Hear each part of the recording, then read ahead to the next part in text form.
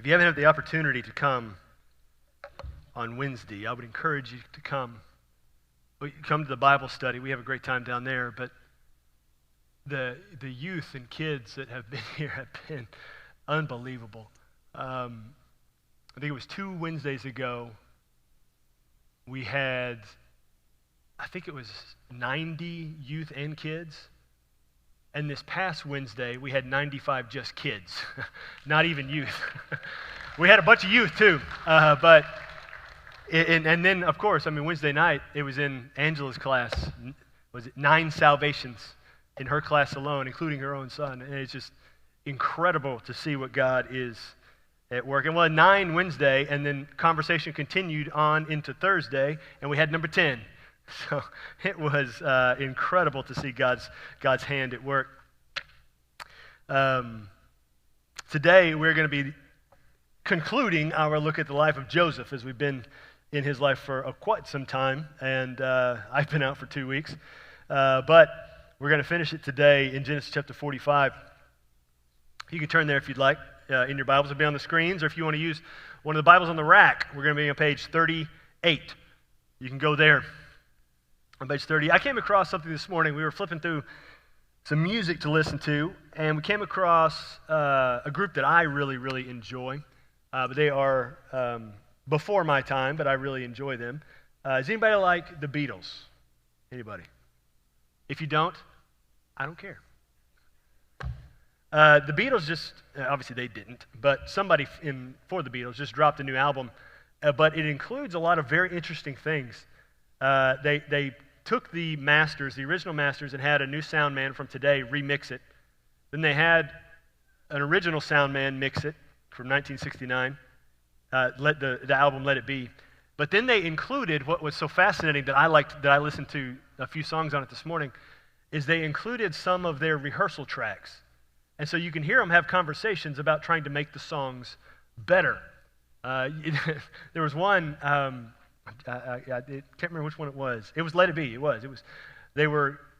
John and Paul were goofing around, and George got frustrated with them and was ready to go ahead and hit record because they were just playing around, and he just wanted to get on with the deal, and it was just fun to listen to. But what's interesting is to listen to that and how the process was and how long it took them to come up with songs that are now classics, songs that transformed the landscape of music from 4 dudes in a room.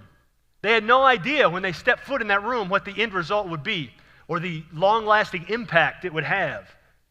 But that's the case with many things. Oftentimes we don't anticipate the journey. And we don't anticipate sometimes how long it will take and how arduous it will be, or at times maybe how frustrating it will be to get from one place to another. Katie and I, neither one of our families live nearby. Katie's family lives in Dallas. I have a sister who lives in Dallas, but the rest of my family lives in Houston. And when we travel, it takes about 3.5 hours door to door to get from our house to her parents' house without any stops, which of course with kids you take stops. And then to get to my parents' house in Houston, it takes about 6.5 hours, no stops, which of course you take several. It's been several years, obviously with COVID, we hadn't been able to do much, head down that way, but it may take 7 hours to get down there. Back roads. Well, there was one time we went to Houston. We were going to my parents around the early part of December. My dad's a music minister, and he puts on this big, huge Christmas production, and we were going down to see it one year. And we had no idea heading out what the trip was going to look like. We're anticipating a 7-hour trip with a couple of stops. Well, on the way, a huge rainstorm started. And it rained the entire way from here to Houston. Not only that, I don't know if you've ever driven from here to Houston. It's a lot of back roads. It's some tiny roads with some medium cities tossed in there. Just before halfway, there's this little tiny town, literally one stoplight. And I don't know who designed this town.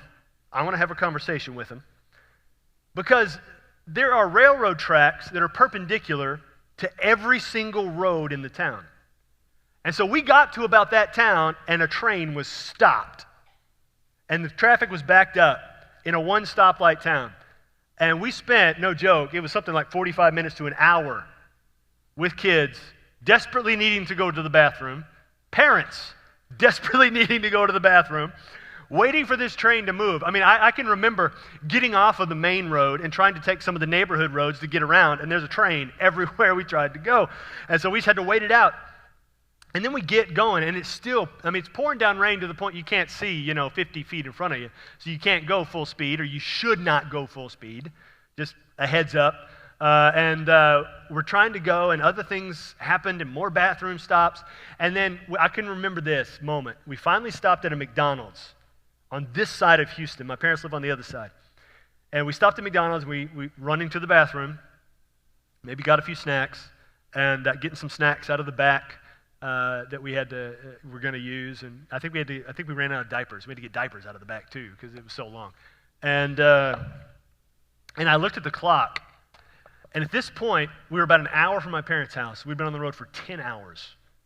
We had four, I think at that time we had four, and hope we had all five. We were nuts.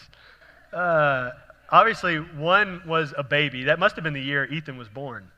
He was 3 months old. Yeah.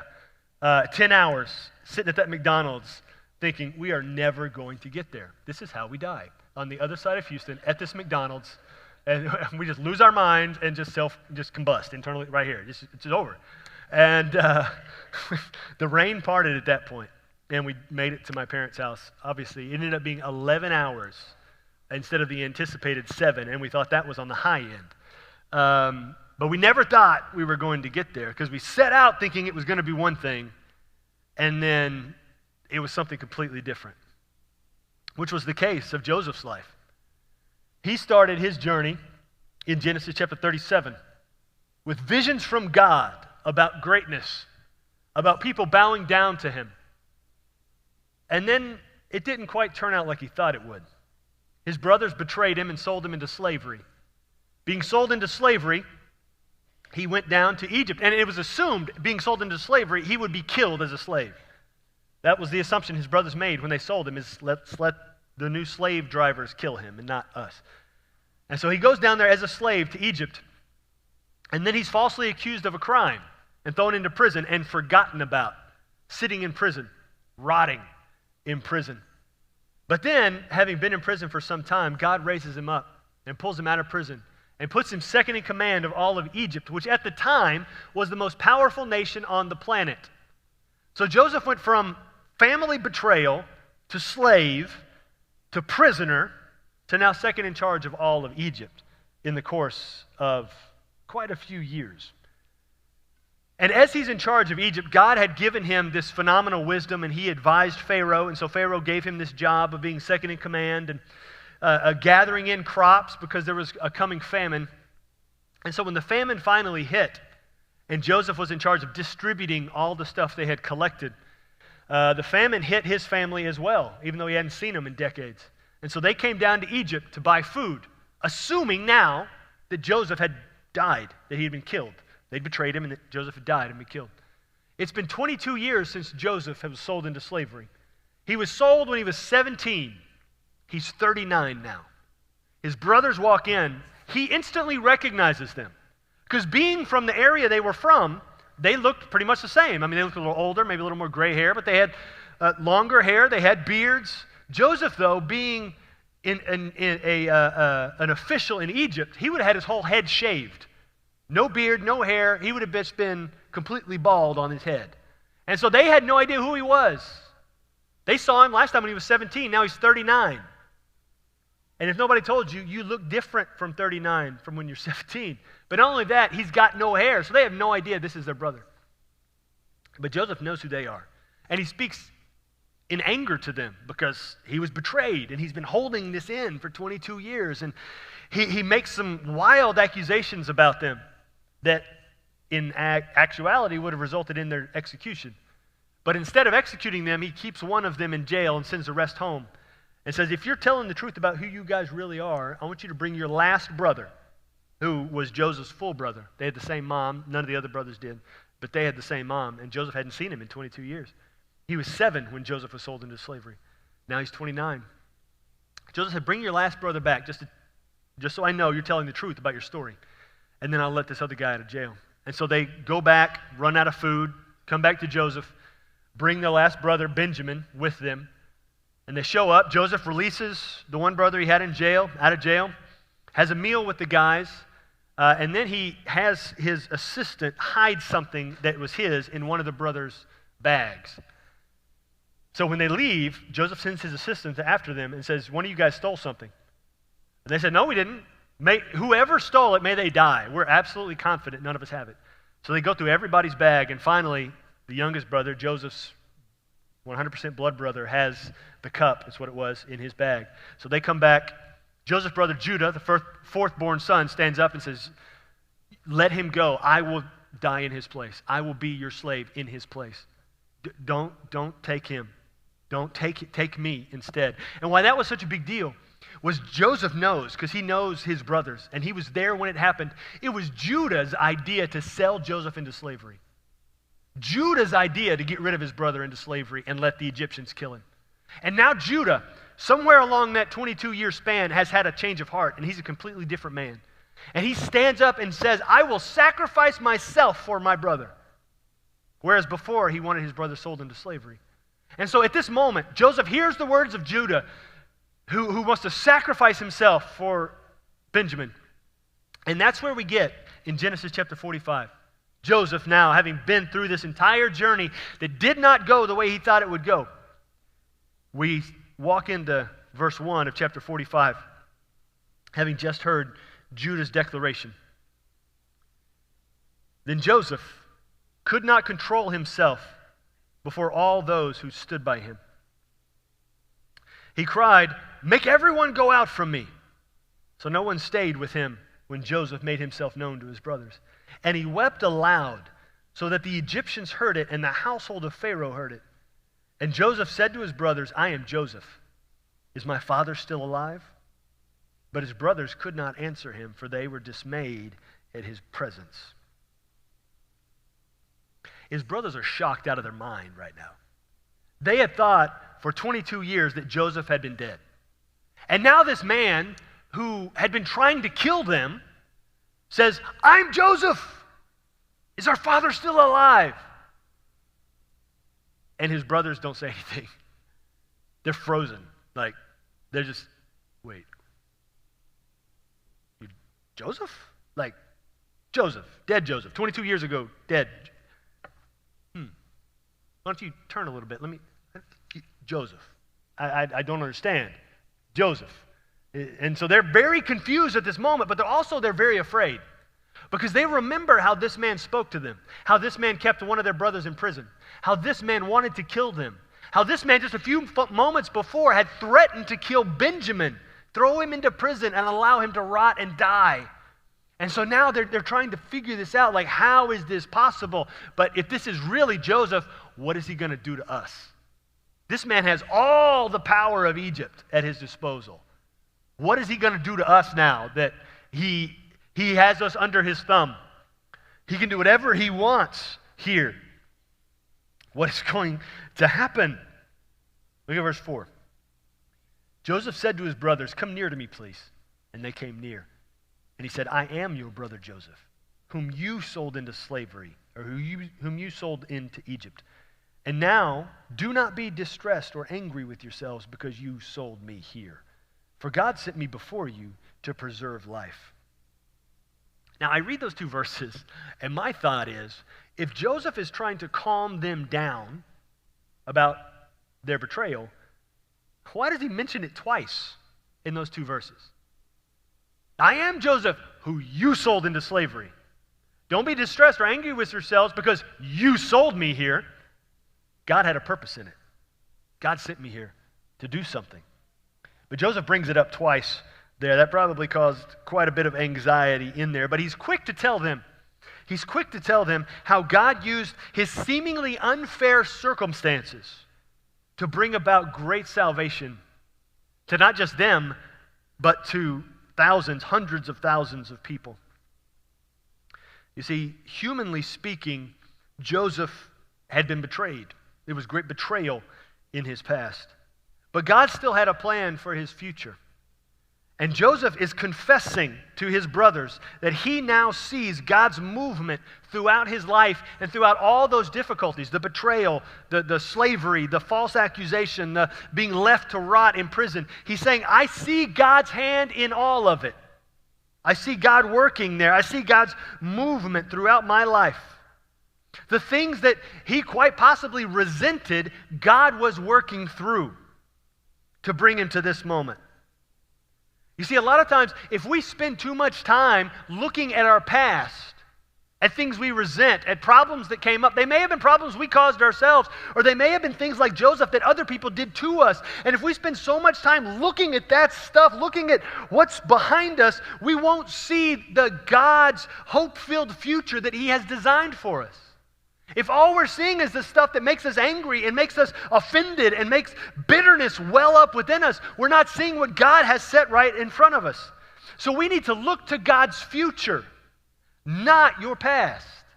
We have to look to God's future and not dwell on what was. You see, because what the enemy does is he will bring up things of your past to try to distract you from what's coming up. He will bring up mistakes you made. He will bring up sins that somebody else did against you in order to get you focused on that thing and not seeing what God's about to do in front of you. You see, if Joseph, when he was sold into slavery, if all he did when he was a slave was focus on the betrayal of his brothers, he would not have been used of by God to accomplish much in Potiphar's house. And if he had not accomplished much in Potiphar's house, he would not have been elevated in Potiphar's house. And if he had not been elevated in Potiphar's house, he wouldn't have been noticed by Potiphar's wife. And if he hadn't been noticed by Potiphar's wife, he wouldn't have been thrown in prison. And if he wasn't thrown in prison, he wouldn't have met the baker and I'm blanking on the other dude, the cupbearer. And if he hadn't been noticed by those guys, he would not have been pulled out of prison and elevated to the second in command of all of Egypt. He could not focus on the betrayal. He had to focus on God's hand in his life. He had to focus on what God had for him next. He could not undo what had already been done. He could not undo it. We see that he still dwelled on it. He still kept it in. He just suppressed it. But if he had forgiven them then, they would not have gone through chapters and chapters of mess-ups and frustrations and fear and anger. We would have got to chapter 45 a lot quicker. You see, we've got to look at what God has for us next. If you're too busy looking behind you, you won't see what God's placed in front of you. Let me show you like this. You see, if you're walking along in your life and you're going where God's got you going, right? And you don't know God's about to put something in front of you that's going to elevate you up. But if all you're doing when you're walking that direction is looking at where you came from and looking at that area where somebody messed you up and somebody offended you and somebody made you angry and that's just welling up within you and you can't believe they said that thing, and then somebody completely different says something that reminds you about that situation, and all you do is think about that situation and you're just looking that way, that when you finally get to the thing God's placed in front of you to bring you to a new level, it's just going to trip you up and mess you up and you're going to fall down and not get to go where God wants you to go. Because all you're doing is seeing what was and not seeing where God's got you going. But if you turn around, that doesn't mean it didn't happen to you. It did. It helped shape you to who you are today. But what you can't do is allow that thing to shape you. You have to allow God's hand through it to shape you. Because if we just allow our circumstances to shape us, we're going to end up being 80-year-old bitter people, completely missing what God has for us. Completely missing. You know, when Moses was 80 years old, you know what he was doing? Wallowing in fear in the desert. He had been hiding for 40 years because he was afraid. He had no idea God was about to do something through him.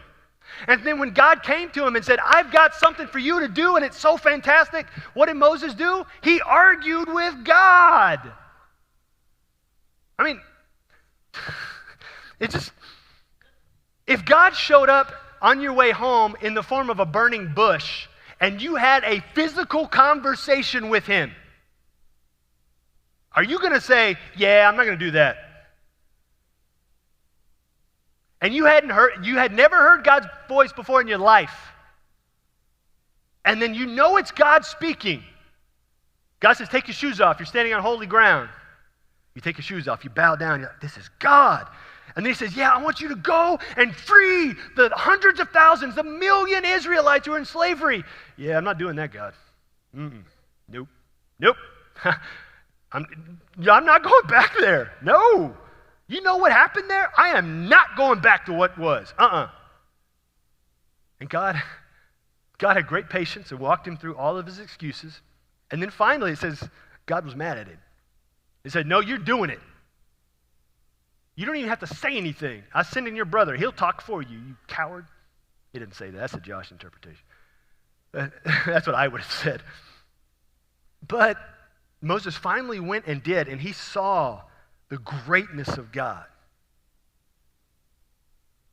But he was so focused on what was, he almost missed his opportunity. And for Moses, it wasn't what somebody did to him. Moses killed a guy, murdered him in cold blood, and buried him. And he was the most wanted man in Egypt. Pharaoh put a hit out on him, and that's why he ran. And he hid for 40 years. But he spent 40 years thinking about that moment. And he was 80 years old, ready to be done, ready to retire, having been a shepherd. But God said, no, I got 40 more good years in you. You're not done yet. He had to surrender what was in order to see what will be. He had to surrender what was in order to see what will be. He had to see God's hope-filled future instead of his messed up past. And for him, for Moses, it was stuff he had messed up. For Joseph, it was stuff other people had messed up in his life. And what he had to do walking through that journey is he had to focus on what God had next. Look at verse 6. This is Joseph still talking to his brothers. For the famine has been in the land these 2 years, and there are yet 5 years in which there will be neither plowing nor harvest. And God sent me before you to preserve for you a remnant on earth, and to keep alive for you many survivors. So it was not you who sent me here, but God. He has made me a father to Pharaoh, and lord of all his house, and ruler over all the land of Egypt. And so Joseph begins to describe to his brothers what he now sees in hindsight. God's hand working through all the mess. God's hand working through all the difficulties. He's describing to the very ones who betrayed him how God's been working, how God's been moving, how God's been doing so much in his life. You see, because God's plans are so much bigger and so much wider than my own interpretation of them. Let that sink in for a second. I really had to focus on that to understand it when God gave that to me earlier in the week, or several weeks ago. God's plans are so much bigger and so much wider than my own interpretation of life's circumstances. I can only see what I can see. That's why they say hindsight is 20/20, because we're able to see a lot more in perspective than in the moment we're going through it. Joseph said God was working through all the difficulties. God was working through all the problems, and God had so much right next to for the next step. I just had to have faith in the next step and walk in that next step. And he was focused on God in the betrayal, focused on God in the slavery, focused on God when he was in prison. He had his attention fixed on God. And that's what ends up happening is our perspective changes with our attention. Wherever we put our attention, that changes our perspective about our situation, about our circumstance, about whatever's going on in the world. Our attention changes our perspective. If I fix my attention on Jesus, my perspective of my situation changes completely. If I simply put my attention on the circumstance, then all I'm going to see is how bad everything is. All I'm going to see is the frustration and the irritation and the thing the person said and how that offended me and how that I am wronged, and the anger will become bitterness, and the bitterness will well up and it will poison our very soul. But if we put our attention on Jesus, then the bitterness has no place to go in us. It can't. It can't. If we put our, and I was talking to somebody this week, it's like how Jesus' own disciples were vastly different people. Very different. About as different as you can be. You know, I mean, they had guys in there, obviously, a guy like Judas, and Jesus knew who he was going to become before Jesus called him as a disciple. But then you've got a guy, Matthew, who's a tax collector, and a guy, Simon the Zealot, who wanted to overthrow the government that Matthew worked for. And Jesus calls both of them vastly different political opinions. That only existed then. They don't have that kind of political climate anymore. That's just back then. But these vastly different political opinions, guys who just wanted to tear each other apart. And Jesus calls both of them to be disciples. How can those two guys function for several years under the ministry of Jesus, working together? How can they do it? Because their attention was on Jesus. If we put our attention on Jesus, it changes our entire perspective about everything. We've got to put our attention on the Lord, and that's what Joseph did in all the mess he was going through. He had his attention on the Lord, and that changed his perspective. Look at verse 9. So this is what Joseph says again. Hurry and go up to my father and say to him, thus says your son Joseph, God has made me Lord of all Egypt. Come down to me, do not tarry. You shall dwell in the land of Goshen, and you shall be near me, you and your children and your children's children, your flocks, your herds, and all that you have. There I will provide for you, for there are yet 5 years of famine to come, so that you and your household and all that you have do not come to poverty. And now your eyes see, and the eyes of my brother Benjamin see, that it is my mouth that speaks to you. You must tell my father of all my honor in Egypt and of all that you have seen. Hurry and bring my father down here. Then he fell upon his brother Benjamin's neck and wept, and Benjamin wept upon his neck. And he kissed all his brothers and wept upon them. After that, his brothers talked with him. This is a phenomenal moment. You know, where God had brought Joseph was incredible. Undoubtedly, when Joseph received the vision from God that people were going to bow down to him someday, it would be if I were Joseph, I would be thinking, okay, God's going to take me from where I am right now and immediately pick me up and drop me where he's going to take me. I mean, it's just going to be boom. I'm going to go from being favored son to ruler over everything. And that was probably Joseph's anticipation, but God had a different plan. God had something else in mind because God is resourceful and creative, and he has everything at his disposal to accomplish what's best for us and his glory. And what we have to understand that is often difficult to understand is that the journey and the means to accomplish God's plan, they're never what we expect, but they are always what is necessary. And so God brought Joseph from where he was to this point, and Joseph gave God all his attention and changed his perspective. And now he's in front of his brothers who had mocked and dreaded the visions, the dreams Joseph had had. But God used what they didn't understand to rescue themselves and their families. God used what they didn't understand in Joseph's dreams from when he was 17 to accomplish something that was far beyond what they ever thought possible. And Joseph speaks to this a couple chapters later in Genesis chapter 50, down to verse 19.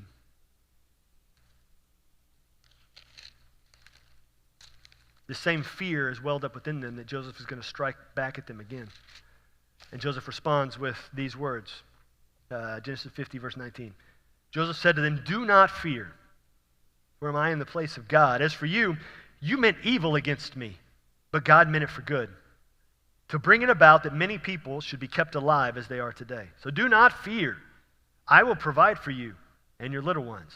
Thus he comforted them and spoke kindly to them. God was going to use what occurred to bring about something great. Paul spoke about this in the New Testament in Romans chapter 8, verse 28.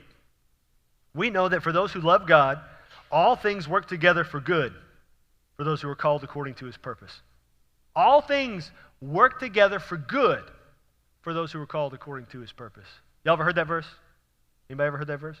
All things work together for good for those who are called according to his purpose and who love God.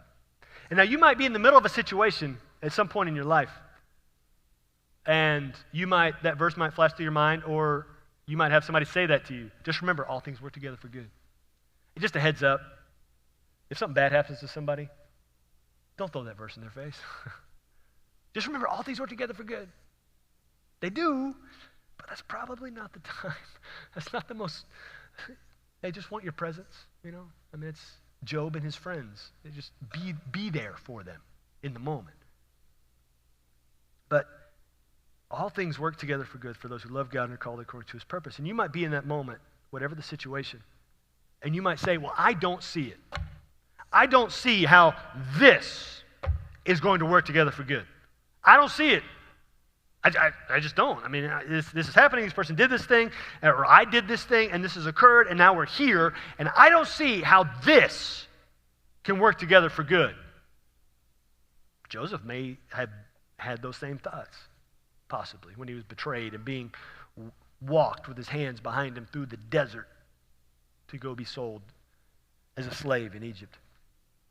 Well, the thing is, though, it's not your job to see it. When God says all things work together for good for those who love God and are called according to his purpose, it's not my job to see how it's going to work together for good. That's not my job. It wasn't Joseph's job. We mentioned Job. It wasn't Job's job. It's not my job to see how God is going to do it. It's my job to have faith that God does see it. It's my job to have faith that God knows what he's doing and he will guide me through it. That's my job. My job isn't to be all-knowing. My job is to follow the Lord. My job isn't to know how many steps it's going to take to get me from here to where he wants me to go. My job is just to follow him in the next step. Even when the journey itself feels like a never-ending detour right off a cliff, I've still got to trust him. Because I need to know that God is never lost. He is the always accurate guide. God doesn't get lost. He knows exactly where you are. He knows how many steps it takes to get from where you are to where he wants you to go. And he's going to get you there if you simply follow him and listen to him, even if it means going down a detour or what you think is a detour that is not what you anticipated. And it's hard and it's difficult. It's difficult because we're human. It's difficult because everybody we deal with are people. It's difficult because we live in a fallen, broken, sinful world. It's difficult because we're not in heaven yet.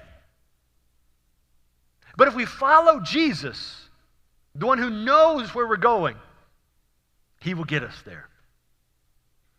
But we have to also remember one of the lessons of Joseph's life. What feels like a detour is not the destination. What feels like a detour, it feels like we're on a detour. It feels like this is not how it's supposed to be. It's not supposed to go this way. We've got to remember that's only because we haven't made it to the destination yet. We're not there yet. We haven't arrived yet. We're still in process. We're still walking there.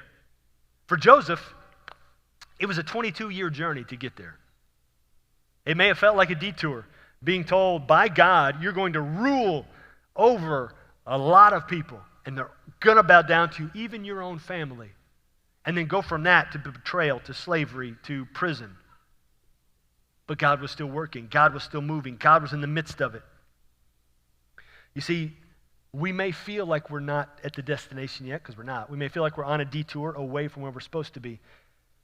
But God's not done with us yet. God's still working. God's still at work. He still has something to accomplish. Because if you haven't arrived at your destination yet, heaven, God's still working. God's still working on me to make me who he wants me to be. God's still got something to accomplish. And so what is my job then is to either faithfully take the next step or stand firm in the last step until he gives me the next step. I have to either step out on faith in what he has for me next, or if he hasn't given me the next step yet, I got to keep processing and keep moving through what he told me last. And not try to jump the gun, not try to anticipate what the next step's going to be. Just don't take the next step until he tells me to take the next step. We're so quick to trust our phone and the map apps on our phone, but when it comes to trusting the almighty creator of the universe, we try to take the next step before he says take it. And so, but the second he says take the next step, we got to take it. Even if it's scary, even if we don't know how he's going to accomplish everything, how we're going to get paid if we take this step. If we don't know how God's going to weave all this stuff together, that's not my job to know that. It's my job to trust him in what the next step is. It's my job to go and do what he's got for the next step. The next step is crazy. You may think it. You may be Indiana Jones taking a step out on the last crusade. You know, the leap of faith. You might know what I'm talking about, Indiana Jones? I'm the only one who watches Indiana Jones. Okay, thank you. Okay. And so he's taking that step. Yeah, preacher watches PG-13 movie. Taking a step out there on that next step. He can't see it. He doesn't know it's there, but he knows he's got to take it. That's why it's called a leap of faith. You got to take the step to see what God has for you. If it's the step he told you to take, it's going to be there when you step. Every time. Every single time. You may have no idea how he's going to do it. It's not my job to know how he's going to do it. It's just my job to step and know he's going to do it. Know he's going to do it. Either faithfully take the next step or stand firm in the last step. Lynette, you remember that leadership meeting we had a couple years ago? Our ice machine was busted. We didn't have an ice machine. You say, that's not a big deal. Ice machines are expensive.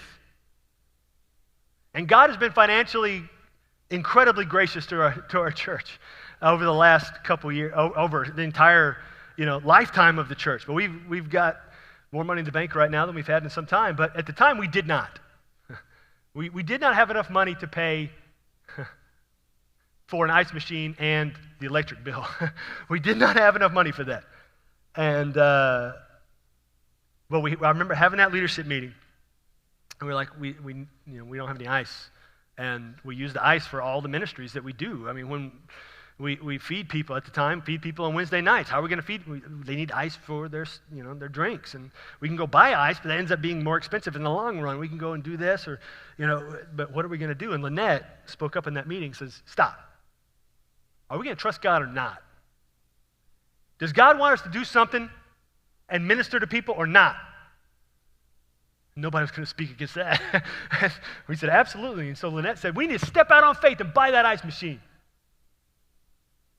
So I remember I looked at Micah and he looked at me and I said, "So we're buying an ice machine." So the next day, man alive, we called the ice machine place. If you didn't know, there is a place that sells ice machines. The ice machine store. Ice machine Walmart, I don't know. And so Micah called that place the next day. And same day, like a couple hours later, guy comes in the office and says, "I don't know if y'all need any money, but God told me to give you this amount. I know it's kind of weird. It's not like a rounded off number, but this is the number God told me to give you." And he wrote the check there on the desk and handed it, kid you not, to the dollar, the exact amount of the ice machine. Exact amount. And we didn't talk for like 10 minutes. Like, why did we doubt God was going to do this? God always delivers. If you take the step, it's going to be there every single time. Every single time. It's going to be there. God will deliver. He is faithful and just. He will take care of it. And so that's why we've got to take the next step of faith or stand firm in the last step until he tells you to take the next step. It's like if we're following the Maps app on our phone and it's telling us you stay on this road for the next 200 miles, but we decide we get 50 miles into the process and we're getting tired of driving on this road. And I'm tired of it. I'm just going to take a right turn right here. And we turn. Where do we end up? In a cow field. Way far away from where God wants you to be. Or you end up in a small town in the middle of nowhere, Texas, waiting on a train. And you try to go around, you try to drive through this neighborhood, and everybody in that neighborhood is thinking, what is this weird car doing in my neighborhood? Because we got 7 people in our family, and so we have to have this little thing on the back of the car with a bag on it to fit all our stuff because there's no room in the car for luggage because it's all full of people. And so they're thinking, what's this weird car doing in our neighborhood with that thing on the back? Because we're trying to go around the place God wanted us to sit for 45 minutes. Who knows what would have been down the road if we would have gotten through. God just wanted us to wait. We don't want to wait. Sometimes God wants you to sit still. And when he wants you to sit still, you sit still until he says move. Otherwise, you're going to mess everything up. Just ask Abraham. God said wait. Abraham didn't wait. He ended up with Ishmael. And that's why we have a problem in the Middle East today, because of that one man's decision not to wait. And his wife. So when God says move, you move. When God doesn't say move, that means you stay until he says move. It doesn't mean try to guess and try to jump and try to wait. No, you stay put until he says move. You keep doing what he already told you to do until he tells you something new to do. Keep going where he's got you going until he tells you something new. I don't want to end up way far away from where he originally intended me to end up because I try to jump the gun on what he's got for me next. I get antsy waiting. And we just saw the Olympics a few weeks ago. In the Olympics, if the runner starts to run before the gun goes off, they're disqualified. I remember we saw that happen in one of the races. The guy trains for years for the Olympics. One split-second mistake, and he's out. He's out because he jumped the gun. And it was terrible, y'all. He had to get up and walk out while the other runners got set to run their race. He wasn't even to the tunnel yet when the race started. Can't you imagine the devastation in his heart as he's walking out, having missed it because he tried to jump the gun? We can't jump the gun on God. We've got to stand firm where we are until he tells us to move. And so that's the question I've got for you today. What is the step of faith God has for you? Where is God telling you to go? What is God telling you to do that you've been resisting and standing back? Maybe the step of faith that God has for you today is to believe in Jesus. Maybe you need to believe in Jesus today. Believe that Jesus is God's Son, that he died so all your sins would be forgiven, and then he rose from the dead so you can live after you die. Maybe that's your step of faith today. You need to believe. Maybe your step of faith is baptism. We saw those 3 get baptized earlier. Baptism shows the world you belong to Jesus. Baptism represents what happens within you when you believe. You go under the water, that represents dying to sin. You come out of the water, that represents getting a brand new life in Jesus. It shows the world you're his. And if you want to get baptized, in just a minute what's going to happen is I'm going to pray for us. I say amen. And if you want to believe in Jesus, you come down front. If you want to get baptized, you come down front. You want to join the church, you come down front. If you have any decision whatsoever you want to make for the Lord, you come down here. We got decision cards on all the corners of all these front people. They're gone on that one. They were on that one. Maybe a bunch of people made decisions. They're already turned them in. We got decision cards here and here and here. And you can make a decision for the Lord today. Again, you want to get baptized, there's still water there. And I can still hear the heater. So it's still warm, hot. So we got t-shirts back there, no matter what size you are. We got t-shirts for all sizes back there. You want to get baptized today, it can happen right here, right now. You don't got to wait. You said, well, I need so-and-so to be here. We're videoing the deal right now. I will put the video together for you to show whoever you want to show. We got the video. I hope it's recording. I haven't gotten a text to say it's not recording. So we do have the video. So we've got that. You can text them right now. We're live streaming. They can watch it live. You want to get baptized today, you can do it today. You don't got to wait. It's worth it, Tori, right? Yes. You can do it today. Join the church today. You need to come and pray for somebody. Maybe, you know what you need to do? Maybe a step of faith. God's put a name on your heart of somebody who needs to be at Nights of Hope next week. You need to come put their name on this pew. We got these sticky notes down here and pencils down here. You can write their name and stick it on this pew. People we're praying for to come to this deal, Nights of Hope, to hear about Jesus. And your step of faith is to invite that person to Nights of Hope. You say, well, you don't even know the problems between me and so-and-so. I mean, it's last time I talked to this person, they said so many words that I'm not going to repeat in church. You can't say these words. And they were mad at me and said all this. It doesn't matter. If God put them on your heart, your step of faith is to invite them to this deal. Because you don't know the groundwork God's already been working in that person's heart. You don't know. Because if God told you to do it, take the step of faith. Believe in Jesus. Be baptized. Join the church. Make another decision for the Lord. Serve the Lord. Come put a name down here that he wants you to put down here and invite that person to Nights of Hope. Come and serve a night. Be a decision counselor. You say, I don't know enough about, stuff to tell people about making a decision for the Lord. Well, if you know enough to be saved, you do know enough to tell somebody. And we're going to talk about that Wednesday night. What's the decision God has you to make? What's the step of faith God has you to make? Maybe the step of faith is you need to be still and sit still in where you're at instead of trying to run. Maybe that's your step of faith for the moment. What's the step of faith God has for you? Right now, it's time for all of us to make a step of faith, whether it's to step out in faith or to stay put in faith. Whatever it is, he's got something for all of us. What is it? Y'all pray with me as we make decisions. God, I thank you for your faithfulness and your patience with us. I thank you, God, that you are faithful, full of faith, in trusting in us to be your servants, to go and do for you. God, I pray we would. I pray we would step out on faith for you into whatever the situation is. Believing in you, being baptized, joining the church, serving you for the rest of our lives. It's inviting somebody to Nights of Hope. Or something I haven't even thought of yet.